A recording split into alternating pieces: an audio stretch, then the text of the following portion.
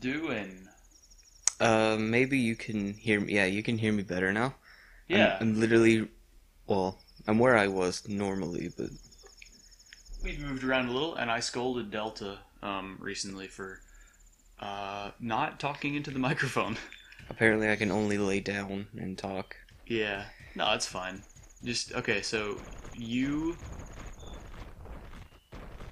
right now, Am I doing it right? yeah, you're doing very well. That's actually exactly what you need to be doing. Is that particular movement right there? So the best thing you could do, I think, is to warp to Snowhead using your ocarina to play. So play the warpy warp song, which is yep. Yeah, I like how you can do that little movement with the C stick. You can just kind of Yeah. spin it around the left side and go all the way up north. Yeah, man. So what have you been up to? Still band camp, yeah? Yeah, Oh man, let the peeps it's know. I am a jalapeno. I am Yeah, I forgot completely about sunburned. that. Well, I'm not sunburned anymore, but like everything but my stomach was sunburned, basically. That's awesome. Yeah, we were talking earlier this week, and he was like, "I've turned into a jalapeno," and I asked him what he was talking about, and um, he said that every inch of his body was sunburned or something like that. It was funny Pretty the way he much. said it. Oh yeah, and remember, you don't have to roll up the entire thing, which you discovered last time. Yeah, I was going to just to make it quicker, but Yeah. It's a pain, dude, and I can't believe I never noticed that you don't have to roll up the whole thing. But anyways, yeah, sorry it's been so long. Majora's Mask has had some hiccups. Because our other series have had hiccups, but we got done with Subspace Emissary. Praised all the gods for that. And we're going to be playing Dark Souls as well. We have one of those out now. When you're watching this, it should definitely be done. yeah, Arbiter had some fun times. Oh yeah, very playing fun times. First boss. Yep. So check your items. I think you should have the fire arrow. Yeah, you've got the fire arrow. Go up to the bow and then go right. Yeah. Oh, so it takes 2 magic power to use a fire arrow. Interesting. No, it's ready. I mean, oh, Oh, yeah, okay. thought you were having a little bit of fun with it. Hey, it didn't save my setting. What? It didn't save the Z target setting. Oh, really? No. Die. What did you set it to? Switch? No, I set it to hold. Hmm. I'll have to look into that. Alright, so there's several things you can do now that you couldn't do earlier. The first of which being unfreeze all those things of ice. So once you get the Wolfos out of the way, It's you'll not be able to. It's not holding. It is now. I wonder why it wasn't earlier. It's because I'm holding it down. Oh, you're holding it? Oh, okay. Oh, so like you set it to when you set it to switch, then you have to once you press it once, it stays on one until you press it again, and then it switches. But that way, if you have one enemy and you're trying to untarget him, you can't untarget him because it doesn't allow you to switch to another one. So the setting you're on is better, just to hold it down. It's more like it is in Twilight Princess, which I played a ton of Twilight Princess this week.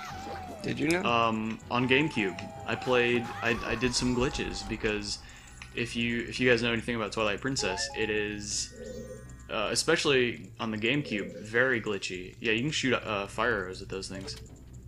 Give them a whack, and it'll. Dang it. There you go. Yeah, so there's a thing about speedrunners in the GameCube version of Twilight Princess which can be beaten in a little over 2 hours because of all the glitches you can do. And there's one, I don't know if you know about the standard Master Sword thing, but you typically get the Master Sword in a Zelda game after the 3rd dungeon. which is the case also in Twilight Princess. But there's a glitch you can do that allows you to get it before the first dungeon. And I did that for the first time this week because I had a lot of downtime. Because I did a thing to myself, and I'll tell you about that too in a sec. But I did that, and that was really exciting, and I think I made a video about it. Maybe that was last week, but I did more glitches this week, and I'm thinking about doing a miniature little glitch series because I've actually gotten somewhat good at some of them. I still can't do the Ordon Sword and Shield skip because that's the hardest glitch, like, in glitch history, apparently. Just because of how specific it is and how much you have to line everything up and the timing has to be perfect and all that. Are you wanting to get the fairy? No, you're not getting the fairies yet. Okay. That's right, that's my job. Yeah. I don't want you to get frustrated with the game. See, do I need to push this somewhere? Yes, you want to push that. Basically, you're trying to get up there. So, yeah, climb. And then you can just jump up. Yeah. But I want to go over there. Well, you can get over there, but well... I mean, it doesn't matter what order you do it in. Just, like... But, yeah. So that was a ton of fun. I got some new stuff down, and I did mess up my game. I ruined my game. Like, that specific game file, because I did a glitch out of order. Like, you know, the speedrunners... Oh, that's a fairy. Well, I didn't know if it was a key or a fairy. I'm sorry.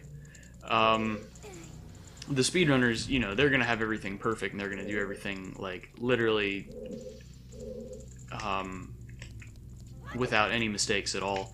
But I did a glitch that you're not supposed to do before doing another glitch, and I didn't know about that.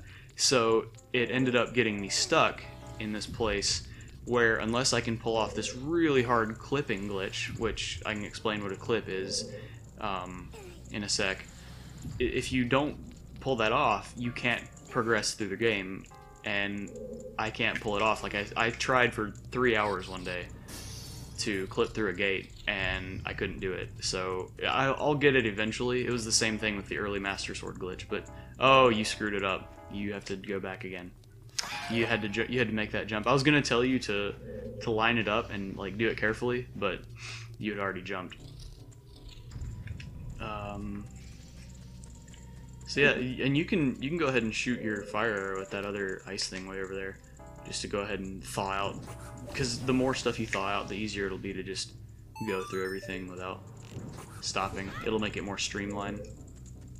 Good job, I guess. Yeah. I'm used to Twilight Princess. Yeah. Watch this amazing combat. Oh, I know, right? Yeah, so...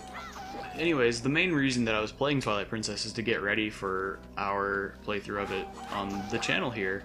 And I've learned a few things that are going to make it kind of exciting. I learned... What? The Wii U version is much different, so... No, I know, but I made sure to look it up to see which glitches were compatible with both versions. So the glitches that I pulled off are doable both on the GameCube version and the Wii U version, the HD version. So, for instance, completing the Forest Temple in 10 minutes, which is exciting, using a certain skip. But that's only if you get it right. Like, I'm probably going to mess it up a couple times just because it's, you know, a different platform, different controls and all that. But clipping glitches are a lot of fun, and there's one of those is involved in skipping the first half of the Forest Temple. What it is your character in a video game has what is typically referred to as a hitbox, and even though it doesn't refer to a hit, and that's a stray fairy, I do know that. Whenever you kill like 3 enemies and then a chest appears, it's a fairy in this dungeon. So, but yeah, the clipping glitch that I couldn't do, for those of you who are familiar with Twilight Princess, is the one that goes from Farron Field to Lanayru Field. And basically, the problem is, doing the early Master Sword glitch actually makes the Goron Mines dungeon impossible. It makes it Oh, that's not What? cool. Excuse me? Like, All right, so go over there to the right. Hit that ice with your ice or flame arrow, fire arrow, whatever. Good thing you hit that because that was your last magic point. Okay, turn into scrub. See, what they're saying is if you don't line up your hitboxes right, then you're a scrub. Okay, that was bad. Anyways, what was it? I was talking about the early Master Sword. If you do the early Master Sword glitch and you try to play the game normally and don't try to do the speed run, it's turn more that way. Follow those pods. There you go, because the next Deku flower is over there. Then you can't enter the Goron mines. Like, I did the little iron boots thing, you know, where you fight Bo to get the iron boots, the sumo wrestling. But the weird thing is, you know the cutscene that plays when you first enter the Goron mines and all the Gorons, like, rush at you, and then Core Goron is like, enough! Is this little human so much of a threat that you all have to gang up on him? Do you remember that? Mm-hmm. Okay, that cutscene doesn't trigger. So the game thinks that when you're in there, you've already beaten the Goron mines, but when you go out and you try to get to the next zone, the game thinks that you haven't beaten the Goron mines. So basically, don't sequence break unless you're very prepared for it, because it is a huge pain. All right, so yeah, you just take your time. Don't rush this because it'll take forever if you do. Oh, you shouldn't have left the bow thing. That's fine, because you want to do it in one sweep. That was a bad. What? No, you saw my character. I know, but there are certain ledges that are just too far, and you can't jump them unless you have the bunny hood on. So, if it's not directly right in front of you, you can't make the jump. And maybe you can some of the time, but it's not guaranteed, which is a pain. So yeah, when we play Twilight Princess, you're going to see a lot of glitchy hijinks, and I'm going to be screwing around. Remember, Deku Link can't jump. Okay, just wanted to Can't keep that. use arrows either. Right. Game trying to crap me. Yeah, if you do a rolling jump, if you roll right as you're leaving a ledge, it makes you jump farther. So that's one thing to keep in mind. But yeah, you're going to see a lot of those glitchy hijinks when we play Twilight Princess HD. And we're thinking about... Hurry, quickly turn left. There you go. We're thinking about doing a 3-heart run, quadruple damage run as well. And we're definitely doing it on hero mode, and I'm definitely doing a 3-heart run. But I don't know if I'm going to always have the Ganon amiibo equipped, because I don't know. That's a ton of damage. And it's going to be a lot of fun. But I don't know for sure when we're going to do that. So yeah, that's some exciting Zelda news. Getting all excited for the next Zelda game that's going to release, and leading up to that. After Majora's Mask, we're probably going to play Wind Waker before Twilight Princess. But so yeah, we're going to see what that Switch does next episode. Cliffhangers, am I right? But Let's yeah, go ahead and do this. Thanks for watching, everybody.